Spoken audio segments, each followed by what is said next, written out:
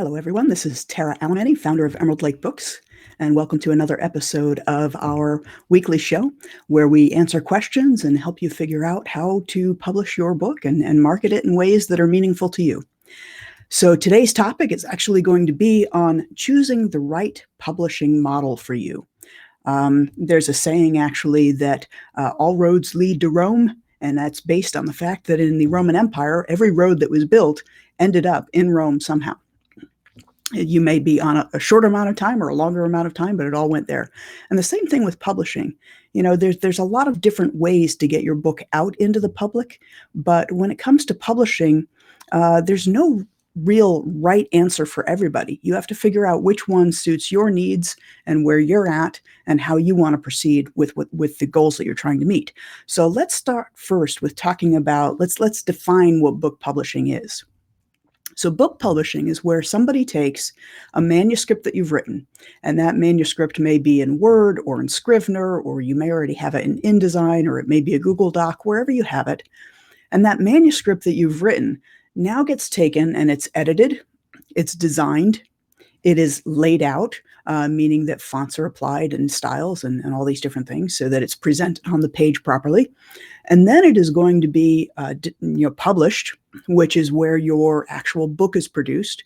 And sometimes that may require converting files so that you have ebooks, or it may be your printed book, or it may be an audiobook. So all different formats that your book can take. And so the idea here is when that manuscript has now been taken into a product that can be sold, and it's put into distribution channels so that retailers and book buyers can find it, then your book's been published. And so that's what we're talking about in terms of publishing. But there are different business models associated with being able to do that. All right. And the most common ones that people think about when they think about publishing is they think about traditional publishing, hybrid publishing, or self-publishing. And there are actually variants in between there as well. So you may find somebody that's kind of a combination of both a traditional publisher and a hybrid publisher in the services they offer and the way they operate, or somebody that is a hybrid publisher but adds a lot more benefit to self-publishers. So there's different aspects there that you need to be aware of. But those are the three different business models I'm going to focus on in this particular conversation today. And so when we look at that, there are three aspects to each publishing choice you make that you want to think about. And so you want to think about the process of publishing it. You want to think about the financials involved in publishing your book. That means both in terms of how much money you need to spend, as well as how much earning potential do you have. So you want to think about the financials. You also want to think about the timeline. The reason that many of us are publishing is because we want to get our book out into readers' hands sooner rather than later. And depending on how much time you're willing to wait for that to happen, that may help dictate or clarify which publishing model is best for you. So we're going to look at each of the most popular common publishing models. So we're going to start first with traditional publishing. And in discussing that, what we're going to start first with is just some of the pros associated with that particular publishing model. So there's a few different things, and I'm sorry, I'm going to temporarily take away that so that you can see all of them. There you go. So there are a few different pros associated with publishing with a traditional publisher. And so there are things like the fact that you'll be working with professionals who already know what needs to be done to edit the book.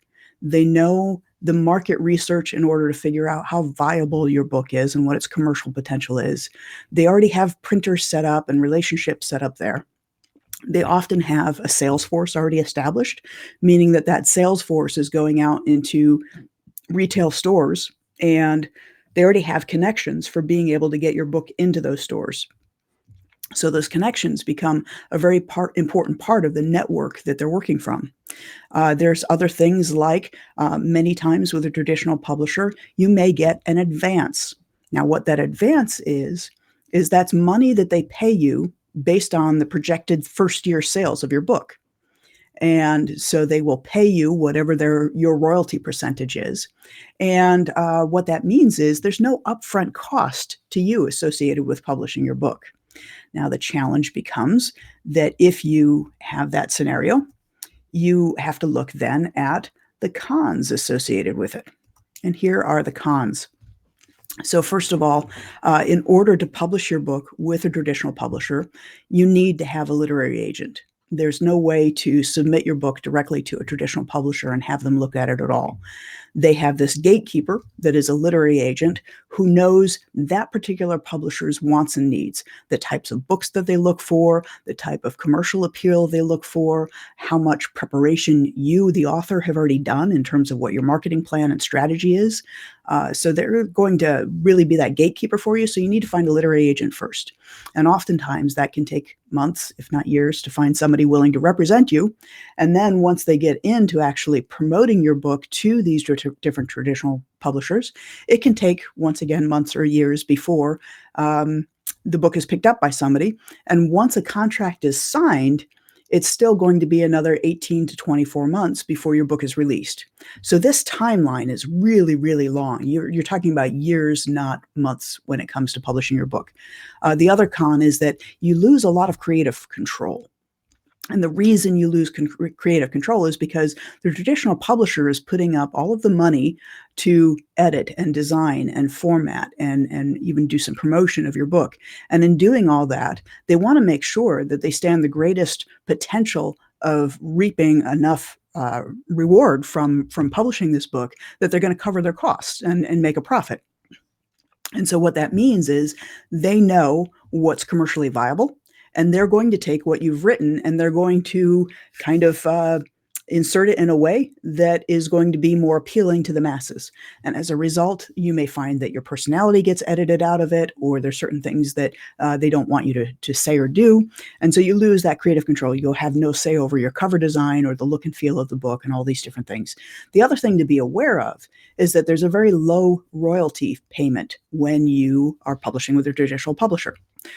Recent statistics show that the big traditional publishers, they're paying about 5 to 7.5% royalty on your books. And so that's all you'll see for every book sale.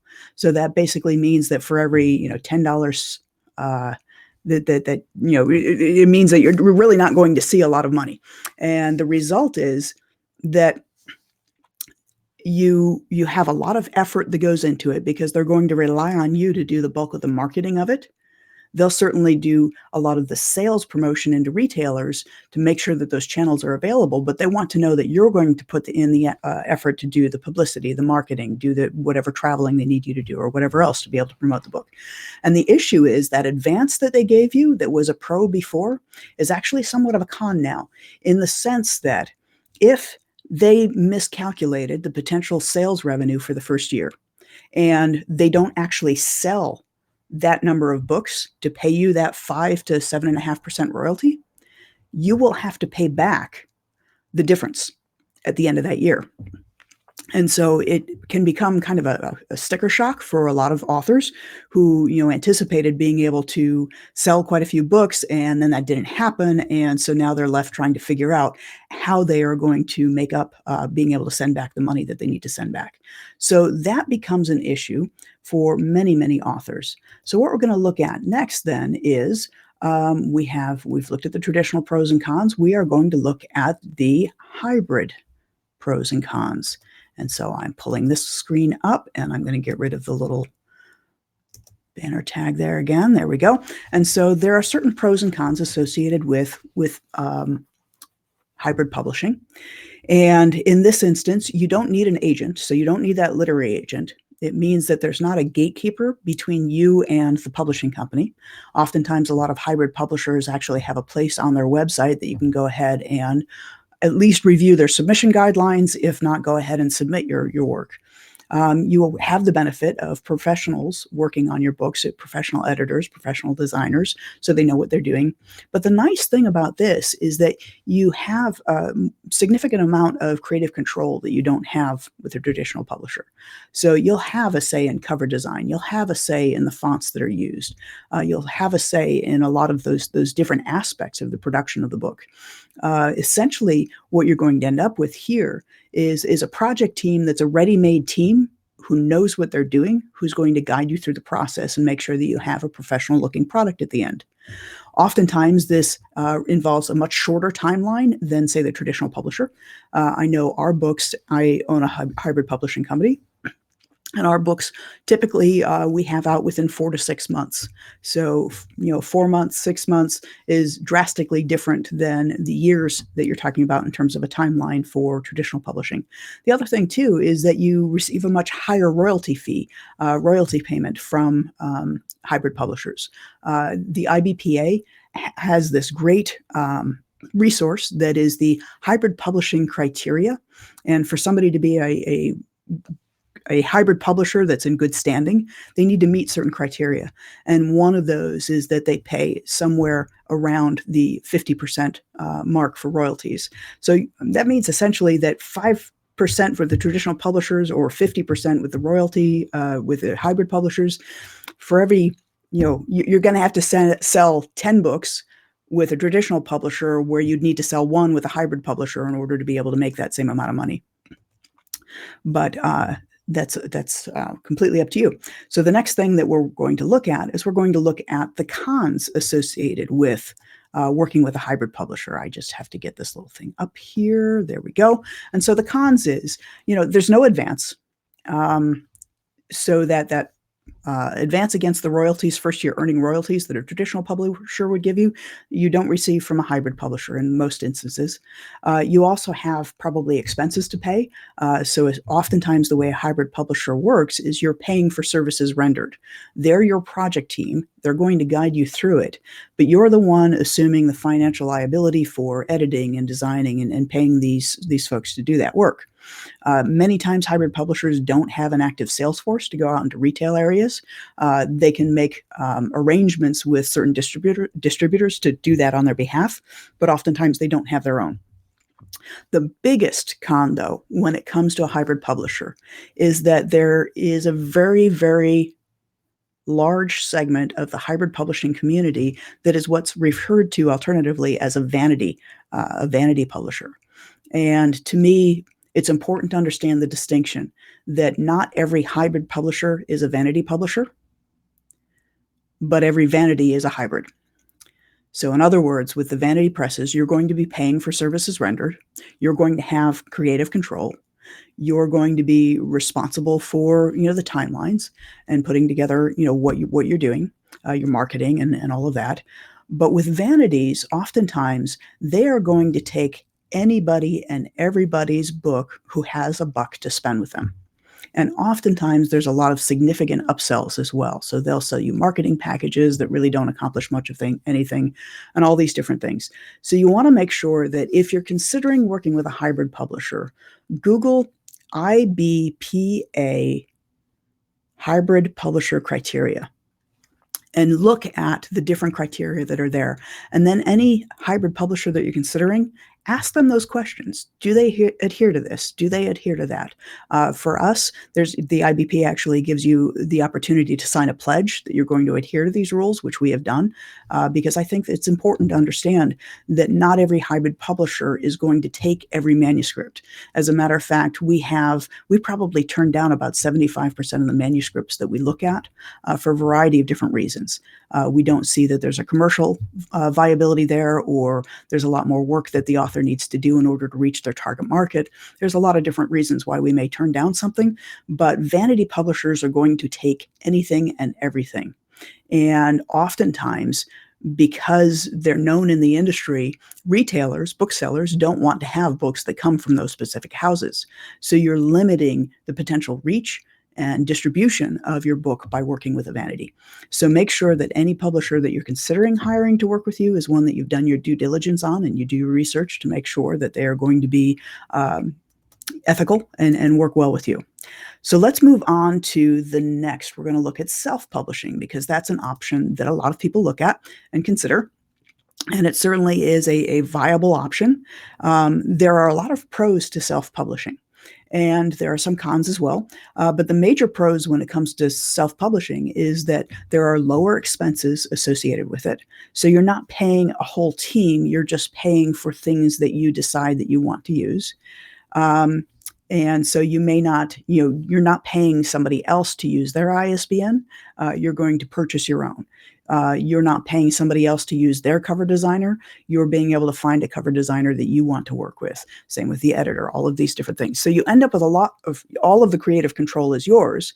You set the timeline, you receive all the proceeds. But the thing is, there are some significant cons associated with this.